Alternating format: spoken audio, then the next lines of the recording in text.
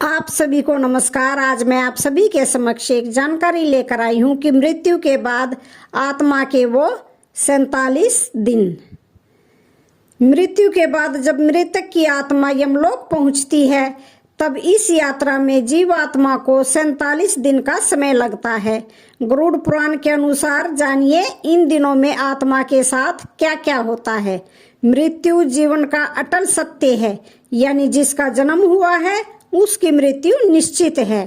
पृथ्वी पर आए हुए हर एक जीव को इस लोक को छोड़कर जाना पड़ता है।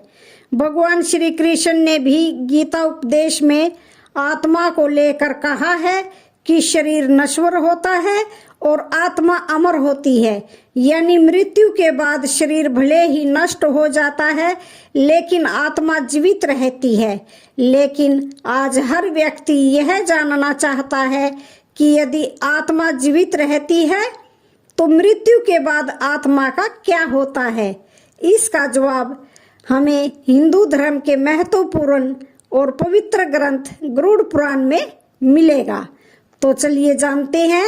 गरुड़ पुराण के अनुसार मृत्यु के बाद जब आत्मा यमलोक पहुंचती है तो उस दौरान आत्मा को 47 दिन की यात्रा करनी होती है और उन 47 दिनों में जीवात्मा के साथ क्या क्या होता है।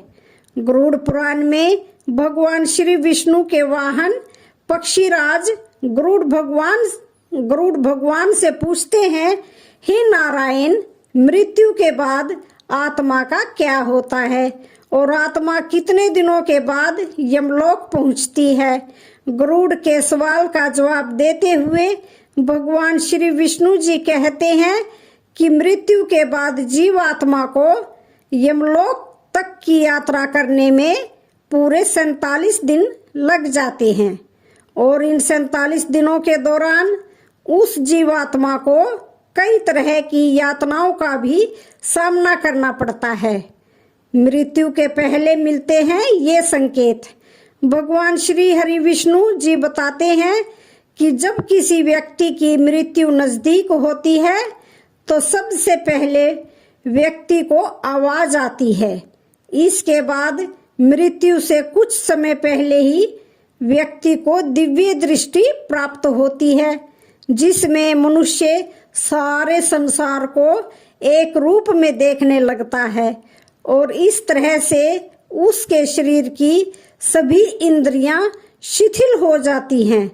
जब व्यक्ति की मृत्यु हो जाती है तो यमलोक से 2 दूत आते हैं और दूतों को देखकर आत्मा शरीर का त्याग कर बाहर निकल जाती है।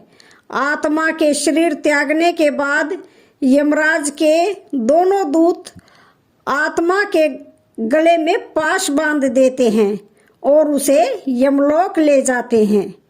मृत्यु के बाद 13वीं और पिंडदान क्यों जरूरी होता है। मृतक व्यक्ति ने यदि अपने जीवन में पाप कर्म किए होंगे तो यमदूत पापी आत्मा को गर्म वायु और अंधेरे रास्ते से यमलोक ले जाते हैं और मार्ग में उसे कई तरह की यातनाएं झेलनी पड़ती हैं। इसके बाद आत्मा को आकाश मार्ग से वापस उसके घर छोड़ दिया जाता है। कहा जाता है कि मृत्यु के बाद मृतक की आत्मा अपने परिवार वालों के साथ पूरे 13 दिनों तक रहती है और मृत्यु के बाद होने वाली अंतिम क्रियाओं और रस्मों को भी वो देखती है।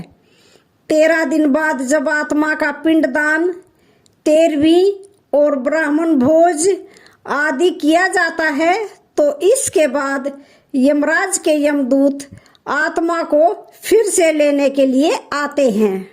इसलिए हिंदू धर्म में किसी की मृत्यु के बाद 13वीं और 10 दिनों तक पिंडदान करना जरूरी माना गया है, क्योंकि इससे आत्मा को यमलोक तक की यात्रा करने के लिए शक्ति मिलती है।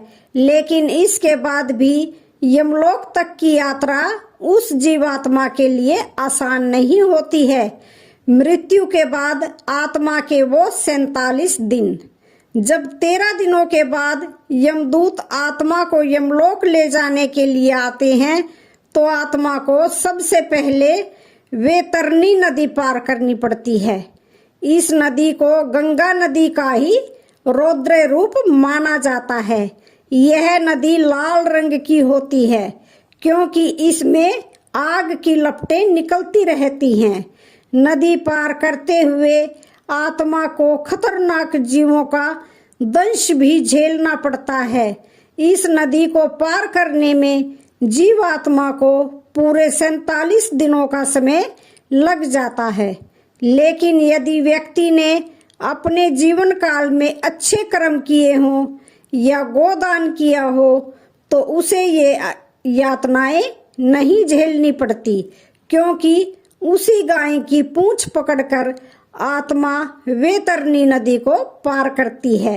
वैतरणी नदी को पार करने के बाद जब आत्मा यमलोक पहुंचती है तो यहाँ यमराज उसके कर्मों का लेखा जोखा करते हैं। इस तरह से जीवन काल में किए कर्मों के अनुसार यमराज आत्मा को स्वर्ग या नरक में भेजते हैं। इसलिए व्यक्ति को अपने जीवन काल में हमेशा अच्छे कर्म करते रहने चाहिए, क्योंकि अच्छे कर्मों का फल न सिर्फ जीवन बल्कि मृत्यु के बाद भी मिलता है। पूर्ण मृत्यु के बाद आपके कर्म ही आपके साथ जाते हैं। अकाल मृत्यु के बाद आत्मा का क्या होता है, इस विषय में गरुड़ पुराण में कई बातें मिलती हैं। अकाल मृत्यु के बाद जीवात्मा की आयु पूरी नहीं होती है, इसलिए वह भटकती रहती है जब तक कि उसका जीवन चक्र पूरा नहीं हो जाता। अगर पुरुष की अकाल मृत्यु होती है तो वह भूत, प्रेत, पिशाच, कुष्मांडा, ब्रह्म राक्षस, बेताल या क्षेत्रपाल योनि में भटकता रहता है। वहीं अगर कोई स्त्री की अकाल मृत्यु होती है तो वह भी अलग अलग योनि में भटकती रहती है। वहीं कुंवारी कन्या की अकाल मृत्यु होने पर वह देवी योनि में भटकती है।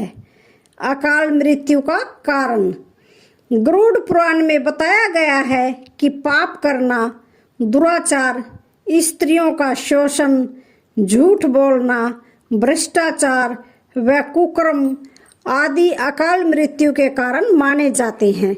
बहुत अधिक पाप करने पर व्यक्ति अकाल मृत्यु को प्राप्त होता है।